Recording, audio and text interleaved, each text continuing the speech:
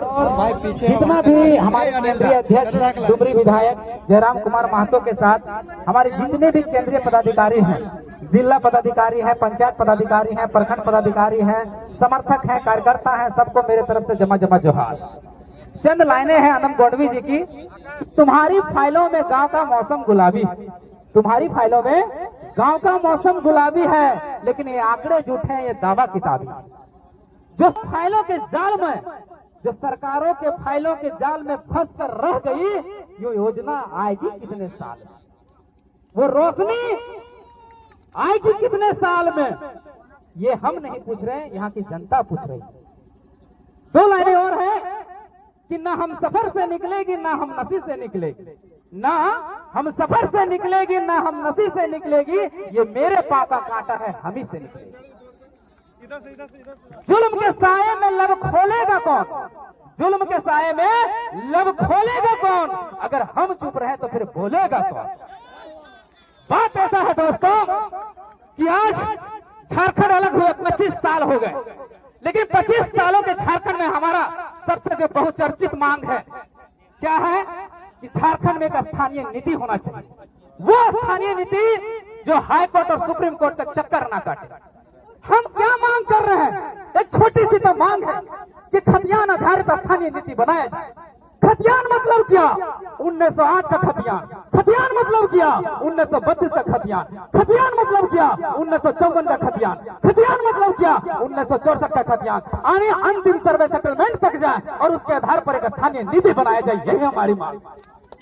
दूसरी हमारी मांग है कि जब स्थानीय नीति निर्गत हो तो उसके आधार पर एक नियोजन नीति बनाया जाए, ऐसा नियोजन नीति जिसमें 100% नौकरियां झारखंड के बच्चों के हो, यहाँ के स्थानीयों को, यही हमारी मांग। दूसरी हमारी ये मांग है कि जितना भी झारखंड में रिक्त पद है, लगभग 3 लाख रिक्त पद है। झारखंड सरकार के कार्मिक विभाग की डाटा है, लगभग 3 लाख सरकारी नौकरियां जो है जो रिक्त पद में। हमारे डुमरी की बात करें तो केवल सीओ है, बीडीओ नहीं है, अनुमंडल में पदाधिकारी, अनुमंडल पदाधिकारी नहीं है, इस तरह से सारे पोस्ट खाली हैं। तो हम चाहते हैं कि सबसे पहले स्थानीय नीति बने, नियोजन नीति बने और उसका नियुक्ति हो, ताकि जो हमारे छात्र वर्षों से तैयारी कर रहे हैं उसकी जो है इच्छा है, सपना है, वो पूरा हो। ये हमारी तीसरी मांग है। हमारी चौथी मांग है कि 2 सालों से छात्रों को छात्रवृत्ति नहीं मिली।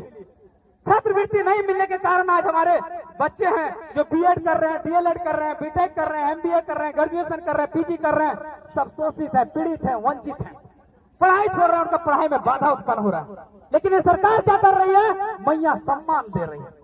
अब क्या कह रही है कि हमारे पास फंड नहीं है। अरे भैया, जब तुम्हारे पास फंड नहीं है तुम सारा बुड़बक किसको बना रहा है बताओ। जब तुम फंड नहीं है तो मैया सम्मान के लिए तुम्हारे पास 1300 करोड़ रुपए पर महीने हैं, साल के देने के लिए 15,000 करोड़ रुपए तुम्हारे पास है, लेकिन छात्रवृत्ति देने के लिए तुम्हारे पास पैसे नहीं।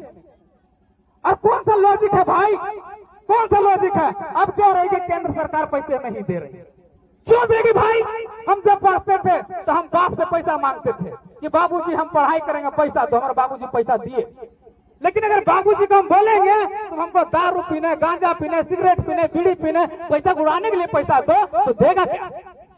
अब तुम केंद्र सरकार से मांगोगे कि हम मैया सम्मान योजना में पैसा बांटेंगे, जो चुनाव में रबड़ियां बांटने के लिए जो वादा किए हैं उसको देने के लिए पैसा मांगेंगे, देगा क्या। तो पहले अपने आप में सुधार करो ना। और केंद्र सरकार से भी कहना चाहते हैं, अरे भैया ये देश का हिस्सा है झारखंड, और जब झारखंड देश का हिस्सा है तो जो भी छात्रों के लिए, क्योंकि कहा जाता है कि शिक्षा ही है जो राष्ट्र का निर्माण कर सकता है, और शिक्षा के लिए आप इतना बड़ा ये कर सकते हैं नहीं। हम 40% खनिज देने वाला स्टेट है और उस स्टेट का पैसा शोषण नहीं चलेगा। इसलिए केंद्र सरकार, राज्य सरकार दोनों समन्वय बनाए और जल्द से जल्द छात्रवृत्ति का भुगतान करे, यही हमारी चौथी मांग है। 5वीं मांग हमारी ये है कि जेपीएससी, जेएसएससी और जेट में जितनी भी परीक्षाएं लंबित है, जिसका पीटी हो चुका है, मेंस नहीं हुआ, मेंस हुआ, उसका परीक्षा बन रही जारी नहीं हुआ, तो सबसे पहले पीटी मेंस का जो भी है परीक्षा ले और उसका परीक्षा फल घोषित किया जाए, हमारी चौथी है। और 5वीं हमारी एक मांग है।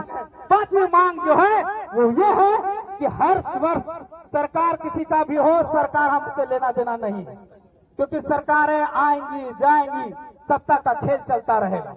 लेकिन यहाँ का युवा पीढ़ी के साथ शोषण नहीं होना चाहिए, उनके साथ जुल्म नहीं होना चाहिए। तो हम मांग करते हैं, हमारी मांग है कि आप एक परीक्षा कैलेंडर प्रत्येक वर्ष जारी करें और उसमें साफ साफ स्पष्ट हो कि कब आप उसका फॉर्म भराएंगे, कब उसका एग्जाम लेंगे, कब उसका रिजल्ट प्रकाशित करेंगे और कब उसको ज्वाइनिंग देंगे, ये पूरी तरह से मेंशन हो। और जब परीक्षा कैलेंडर जारी हो तो उसका कड़ाई से पालन न हो। ऐसा ना हो कि आप बाबा जी का ढाबा बना दें, जब मन करे तब अपरिहार्य कारणों से इसको रद्द किया जाता है। ये अपरिहार्य कारण है क्या? झारखंड की जनता जानना चाहती है, यहाँ की युवा पीढ़ी जानना चाहती है, ये अपरिहार्य कारण क्या है? हम शोषित हैं, हम पीड़ित हैं, हम वंचित हैं, सालों से वंचित हैं।